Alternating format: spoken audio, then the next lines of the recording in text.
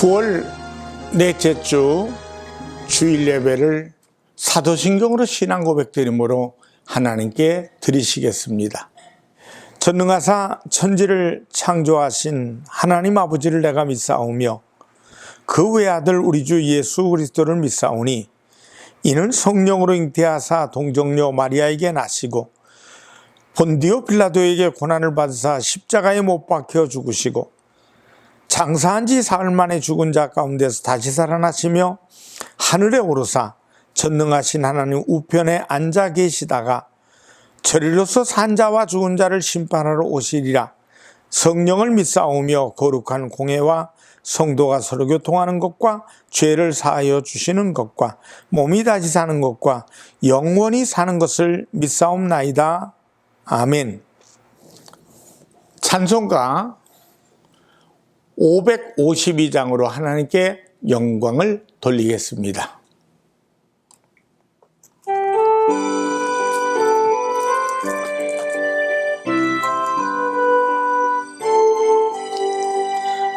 아침 해가 돋을 때 만물 신선하여라.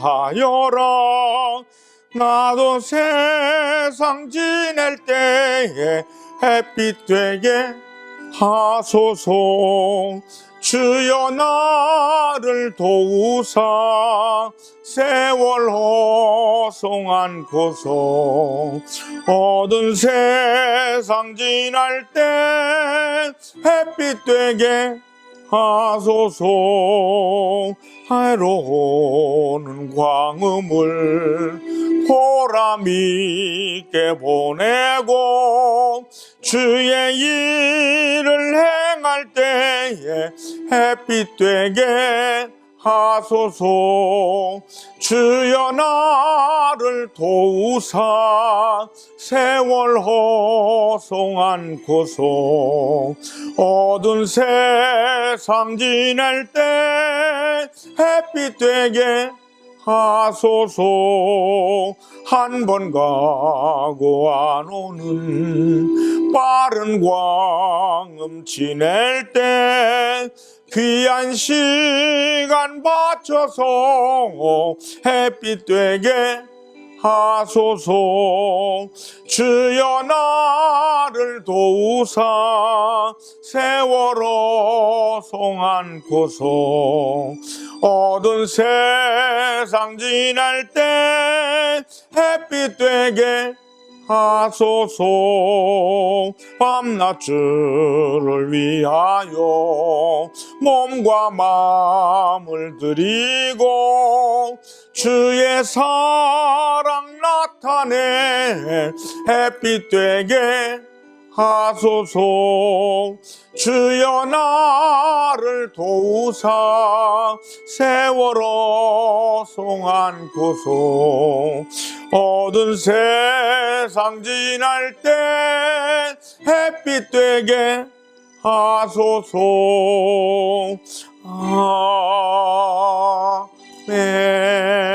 아멘. 기도하겠습니다.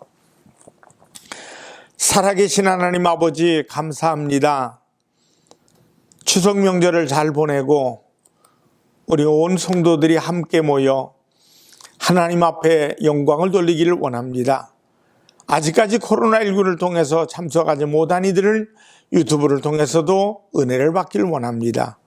살아계신 주님 만나게 하시고 하나님께서 우리에게 아름답게 하라고 주신 세상 모든 일 속에 언제나 하나님 영광을 드러내게 하시고 위로 하나님 앞에 잘했다 칭찬받으며 많은 사람들에게 인정받을 수 있는 우리의 삶이 되도록 인도하여 주시옵소서.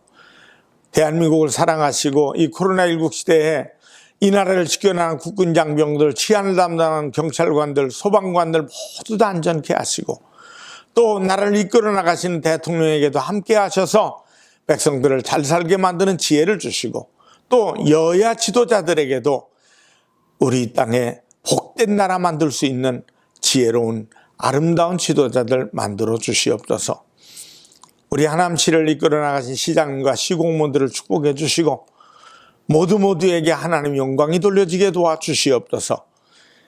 오늘도 예배 가운데 말씀을 듣는 귀를 열어주시고 살아계신 주님을 만나게 만들어 주시옵고 예수님의 이름으로 기도드리옵나이다. 아멘. 하나님 말씀은 마태복음 11장 7절에서 15절 말씀이 되겠습니다. 그들이 떠남에 예수께서 무리에게 요한에 대하여 말씀하시되 너희가 무엇을 보려고 광야에 나갔더냐? 바람에 흔들리는 갈대냐? 그러면 너희가 무엇을 보려고 나갔더냐? 부드러운 옷 입은 사람이냐? 부드러운 옷을 입은 사람들은 왕궁에 있느니라. 그러면 너희가 어찌하여 나갔더냐? 선지자를 보기 위함이었더냐? 옳다. 내가 너희에게 이르노니 선지자보다 더 나은 자니라. 기록된 바 보라 내가 내 사자를 네 앞에 보내노니 그가 네 길을 네 앞에 준비하리라 하신 것이 이 사람에 대한 말씀이니라. 내가 진실로 너희에게 말하노니 여자가 낳은 자 중에 침례 요한보다 큰 이가 일어남이 없도다. 그러나 천국에서는 극히 작은 자라도 그보다 크니라. 침례 요한의 때부터 지금까지 천국은 침노를 당하나니 침노하는 자는 빼앗느니라. 모든 선지자와 율법이 예언한 것은 요한까지니 만일 너희가 즐겨 받을진대 오리라 한 엘리야가 곧 이 사람이니라. 귀 있는 자는 들을지어다. 마태복음 11장 7절로 15절 말씀을 통해 하나님 앞에서 큰 사람 이런 제목으로 은혜를 나눕니다. 대부분의 사람들은 사람을 보는 기준을 지위나 명예 그리고 명성이 있느냐 하는 것으로 봅니다. 또한 소유로 크기를 말하고 있습니다. 세상적인 기준은 대체로 이러합니다. 예수 믿는 사람들도 예외는 아닙니다. 예수님의 제자들도 그랬습니다. 성경에서 보면 예수님의 제자들이 이 문제로 가끔 다투는 것을 볼 수 있습니다. 누가 크냐 하는 것 때문입니다. 마태복음에 보면 야고보와 요한의 어머니 살로메가 앞으로 주님이 이스라엘 왕이 되시면 내 두 아들을 하나는 좌편에 하나는 우편에 앉혀달라고 청탁을 합니다. 이에 따른 제자들이 듣고 불쾌했습니다.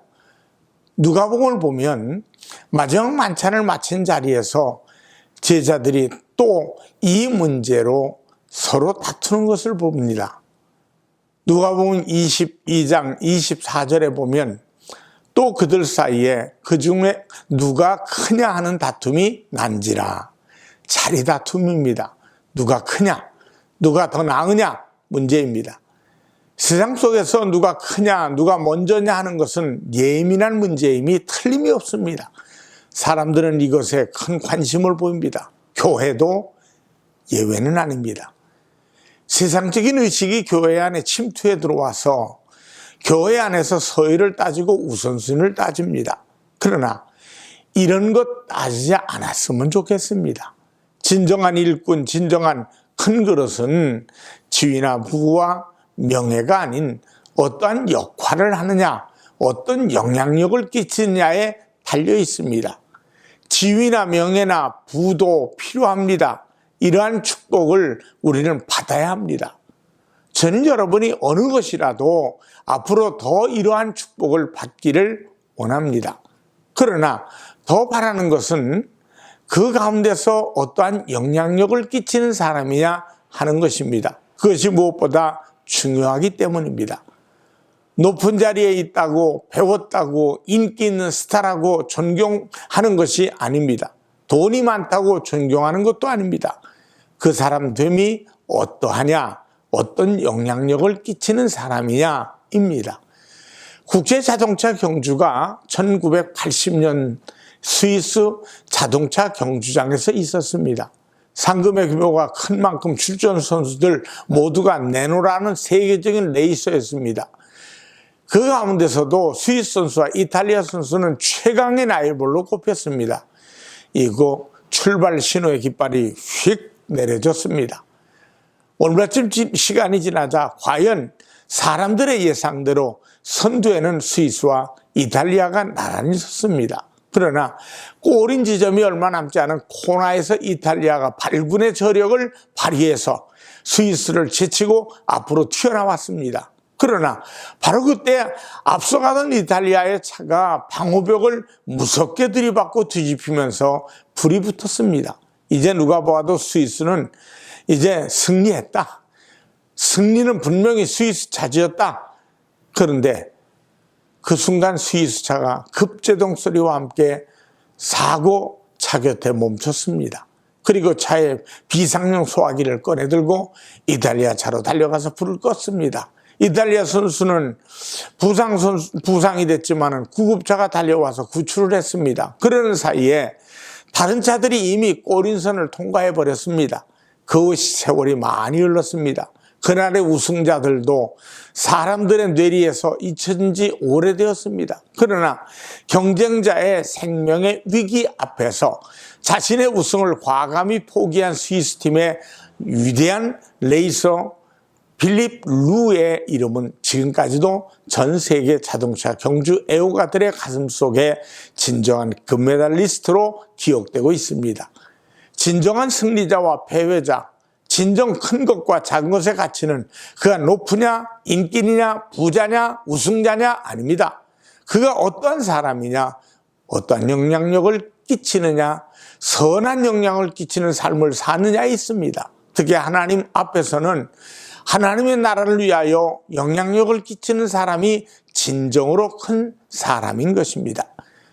곧 하나님 나라에서 그리스도를 위하여 어떤 역할을 하느냐, 그리스도 안에서 어떤 삶을 사느냐는 것에서 큰 사람이 가려지는 것입니다. 오늘 주님께서는 우리에게 그것을 말씀해 주고 있습니다. 오늘 본문 11절을 보면 내가 진실로 너희에게 말하노니 여자가 낳은 자 중에 침례 요한보다 큰 이가 일어남이 없도다. 그러나 천국에서는 극히 작은 자라도 그보다 크니라. 여기서 주님은 진정으로 큰 사람이 누구인가를 말씀하고 있습니다. 첫째로 그리스도를 위하여 어떠한 역할을 하느냐에 달려 있습니다. 오늘 말씀해 보니까 주님은 침례 요한에 대해 여자가 낳은 자 중에서 가장 크다고 하십니다. 11절을 보면 여자가 낳은 자 중에 침례 요한보다 큰 이가 일어남이 없도다. 왜 주님께서 이렇게 말씀하시는 것입니까? 정말 침례 요한보다 위대한 인물이 성경에 없었습니까? 아브람, 모세, 여호수아, 다윗, 다니엘, 성경에 많은 분들, 이러한 분들은 누구보다도 위대한 인물들 아닙니까? 객관적으로 볼 때 요한보다 큰 역할을 한 사람들입니다. 그런데 왜 주님은 침례 요한에 대해서 여자가 낳은 자 중에 침례 요한보다 큰 이가 일어남이 없도다라고 하시는 것입니까? 그것은 침례 요한의 역할 때문에 그렇습니다. 그의 인격이나 권능 때문에 말씀하시는 것이 아닙니다. 물론 요한의 인격과 그의 능력은 대단했습니다. 온 이스라엘 사람들이 침례 요한을 인정했고 그의 설교를 듣기 위해 광야로 나왔습니다. 그의 메시지를 듣고 회개하고 침례를 받기도 했습니다. 그는 위대한 선지자였습니다. 그러나 그가 정말 중요한 역할을 하는 것은 주의 길을 예비하는 자였다는 것입니다. 마태복음 3장 3절의 말씀에 보면 저는 선지자 이사야를 통하여 말씀하신 자라 일러스되 광야에 외치는 자의 소리가 있어 이르되 너희는 주의 길을 준비하라. 그가 오실 길을 곧게 하라 하였느니라. 니더보스라는 분은 침례 요한에 대해서 주의 길을 예비하는 사자이기에 그보다 더 중요하고 위대한 일을 한 사람은 없다라고 했습니다. 그럼 이 말씀을 통해서 볼 때 큰 지위, 명성, 개인의 능력, 일, 부가 아니라 주님을 위하여 어떤 역할을 했느냐, 어떤 역할을 하고 있느냐 하는 것이 중요하다는 것을 알 수 있습니다. 그렇다면 중요한 것은 다른 것에 있는 것이 아니라 우리가 주님을 위해 그 길을 예비하는 일을 하는 것입니다. 곧 주님 오시는 날을 고대하며 내가 준비하며 기다리고 주님 오심을 전파하며 주님 오심을 기다리는 것입니다. 그가 진정으로 큰 사람입니다. 주님은 그를 크다고 하십니다. 침례 요한이 회개의 복음을 통해 주의 길을 예비하는 것과 같이 우리의 삶의 현장 속에서 십자가와 부활을 증거함으로 주님 오시는 날 많은 영혼들이 주님 앞으로 나아가는 것을 예비하실 수 있기를 바랍니다. 영혼을 주님께로 인도하는 것, 이것이 참으로 큰 일이요 이 일을 감당하는 자가 큰 자임을 아시기 바랍니다. 다니엘서 12장 3절의 말씀에 보면 지혜 있는 자는 궁창의 빛과 같이 빛날 것이요 많은 사람을 옳은 대로 오게 하는 자는 별과 같이 영원토록 빛나리라. 중요한 것은 침례 요한이 광야에 외치는 소리로 내 뒤에 오시는 이에 대하여 말하며 주님에 대해 증거하고 예비했듯이 우리가 앞으로 오실 주님의 길을 예비하는 사람으로 우리의 삶의 현장에서 살아가자는 말씀인 겁니다. 우리의 삶의 현장에서 선지자로서, 선교사로서, 목사로서, 장로로서, 안수집사로서, 권사로서, 집사로서 삶을 살아가는 것입니다. 그것이 주의 길을 예비하는 자의 삶이 됩니다. 그렇다면 여러분은 여인이 낳은 자 중에서 큰 사람으로서의 역할을 하게 될 것입니다. 둘째로 그리스도 안에서 살아가는 삶으로 큰 자가 됩니다. 그리스도 안에서 살아가는 사람은 세상에서 가장 큰 자보다 오히려 큰 사람입니다. 주님께서 말씀하십니다. 11절을 보면 그러나 천국에서는 극히 작은 자라도 그보다 크니라. 무슨 말인가 하면 하나님 나라를 체험하고 하나님 나라를 믿음으로 얻은 사람이 위대하고 크다는 것을 말씀하시는 것입니다. 그리고 장차 우리를 영원한 천국으로 이끄시는 예수 그리스도, 그분의 십자가와 부활의 의미를 알고 그 안에서 살아가는 사람이 진정으로 큰 사람이라는 말씀인 것입니다. 아무리 세상에서 크다 할지라도 주님의 십자가 부활을 알지 못하고 그 영광 가운데 살아가지 못하는 사람은 하늘나라에서는 아무것도 아닙니다. 하나님 나라를 얻을 수도 없습니다. 십자가와 부활의 신앙, 십자가와 부활의 영광이 그 가운데 있는 사람은 침례 요한보다 더 큰 것을 경험한 사람입니다. 왜 그런 줄 아십니까? 요한은 예수님의 오심을 증거했고 예비했지만은 주님의 십자가와 부활을 보지는 못했습니다. 그러나 우리는 주님의 십자가 사건을 목격했습니다. 뿐만 아니라 주님의 부활도 목격했으며 이제는 그 부활의 영광을 증거하는 증인이 되었습니다. 그러니 큰 자라 하지 않을 수 없지 않겠습니까? 감리교 창시자이기도 한 요한의 설례가 어느 날 깊은 묵명상과 함께 주님을 생각하며 깊은 교제를 나누며 그렇게 기도하는 중에 환상 중에서 천국문에 들어서게 되었다고 합니다. 천국문을 지키고 있던 베드로 사도께서 그를 맞이하게 됩니다. 요한의 설례 선생은 천국에 들어서지를 않고 문간에 서서 베드로 선생에게 중요한 질문을 했습니다. 왜냐하면 그가 감리교를 위하여서 전심전력했는데 자기가 전도하고 자기와 같이 했던 사람들 가운데 이미 죽은 사람이 많거든요. 그분들이 어떻게 되었을까 궁금해서 이렇게 물었다는 것 아닙니까? 나와 함께 영광스러운 감리교 운동을 하던 친구들이 천국에 들어와서 얼마나 들어왔는지 그것이 궁금합니다 라고 물었습니다. 베드로 사도께서는 어떤 명부를 한참 뒤척이고 나서 하시는 말씀이 없습니다. 없다는 거예요. 요한의 설례 선생은 깜짝 놀랐습니다. 그렇다면 나의 신앙은 잘못된 모양이군요. 그럼 한 가지만 더 묻겠습니다. 칼빈의 5대 교리를 강조하는 장로교인들은 몇 사람이나 들어왔습니까? 하고 물었는데 한참 살펴보고는 또 없다고 그럽니다. 그때 그는 더 놀랐습니다. 그렇다면 그는 겸손히 생각했습니다. 아무래도 우리 종교개혁 운동이 대단한 실수를 범하고 있는 것 같군요. 한 가지 더 묻겠습니다. 그러면 천주교인들은 얼마나 들어왔습니까? 베드로 선생님은 한참 있다가 대답하기를 또 없다고 그랬습니다. 깜짝 놀라서 그러면 도대체 누가 이 천국에 들어오는 겁니까? 베드로 사도께서는 비결에 웃으면서 요한에슬레를 향해서 이렇게 말씀했습니다. 예수 그리스도를 참으로 나의 구주로 영접한 사람, 그리고 성령이 충만한 그리스도인들이 들어오는 것이죠. 다시 말해서 감리교인이냐, 장로교인이냐, 천주교인이냐, 그게 문제가 아니라는 얘기예요. 누구든지 예수 그리스도의 십자가와 부활을 믿고 성령으로 충만한 이들이 천국에 들어오는 것이요 라고 말씀을 해주어서 요한에슬레가 깊은 깨달은 바가 되었다고 합니다. 사랑하는 여러분, 우리는 이것을 기억해야 합니다. 세상 조건, 세상에서 어떤 일을 했느냐보다 더 중요한 것은 십자가와 부활을 온전히 믿고 그 믿음 안에서 승리하는 삶을 살았느냐, 그리고 지금도 변치 않고 가지고 있느냐 하는 것입니다. 그가 세상에서 아무리 작은 자라 할지라도 요한보다 크다고 하십니다. 그리고 십자가와 같이 섬김과 희생의 마음을 가지고 살아가는 사람입니다. 주님께서 우리에게 주시는 교훈의 말씀 중 섬김에 대해서 낮은 자리에 대하여 종종 말씀하십니다.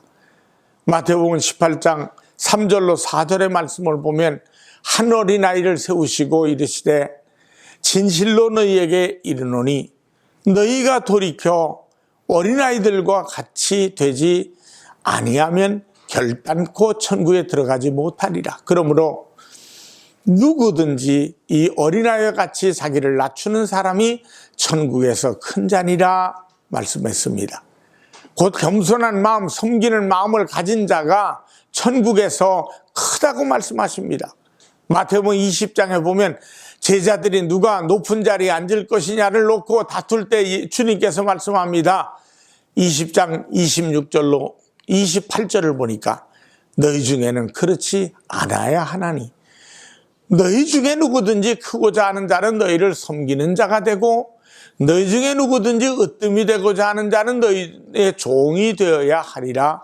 인자가 온 것은 섬김을 받으려 함이 아니라 도리어 섬기려 하고 자기 목숨을 많은 사람의 대속물로 주려 함이니라. 바로 이 정신, 이 마음으로 살아가는 사람, 그가 큰 자요 높은 사람입니다.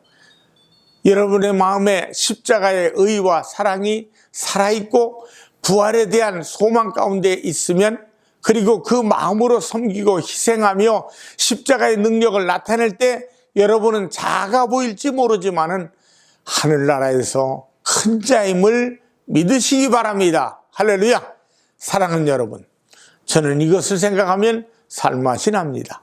세상적인 기준과 하나님 나라의 기준이 똑같다고 한다고 하면 굳이 하나님 나라에 대한 소망을 가질 필요가 없습니다. 여기가 좋사오니하고 이 세상에 머물기를 원해야 될 것입니다.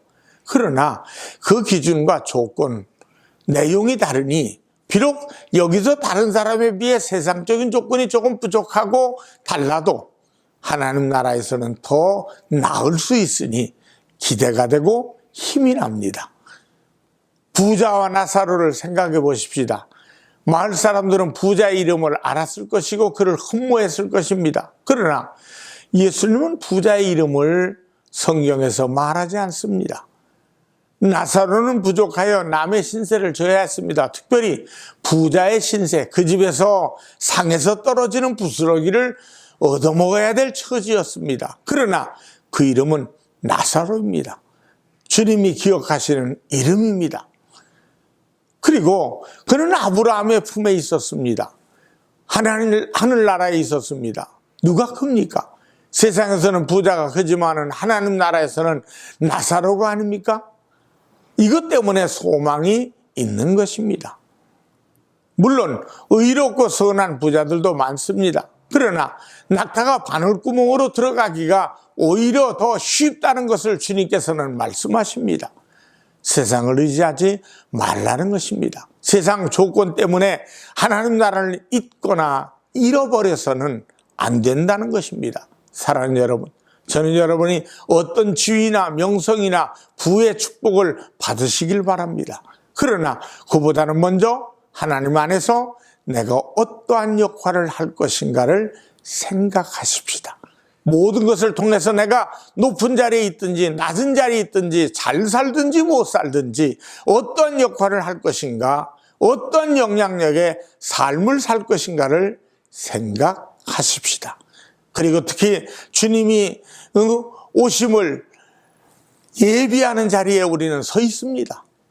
다시 오실 예수님, 나 스스로 종말론적인 삶을 준비하고 나아가 천하보다 귀한 한 영혼을 주님께로 인도하면서 주님의 길을 예비하십시다. 그리고 십자가 부활을 믿는 믿음으로 굳게 서서 십자가의 마음으로 섬기고 사랑하며 부활의 소망으로 천국에 대해서 열망하시길 바랍니다. 천국은 침뇨하는 자의 것입니다.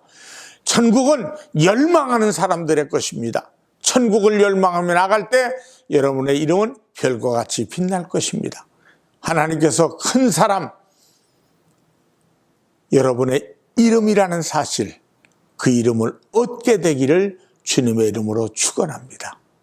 기도하겠습니다. 살아계신 하나님 아버지,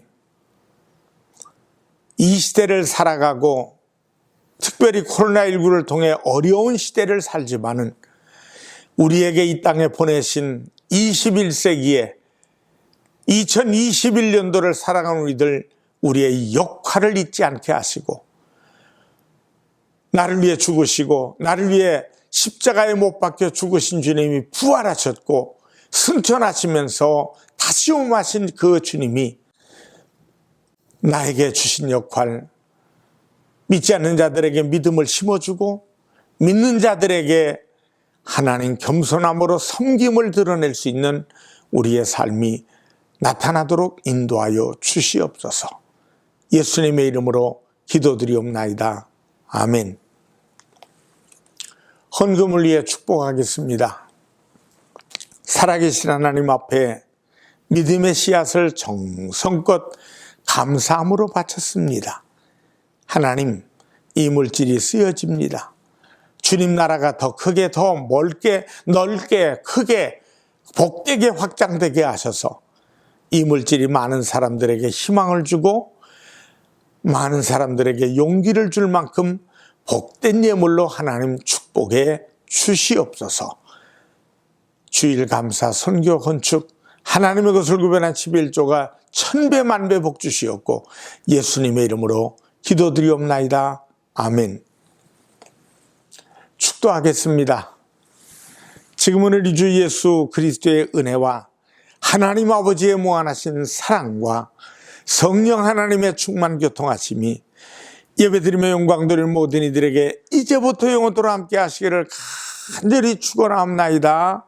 아멘.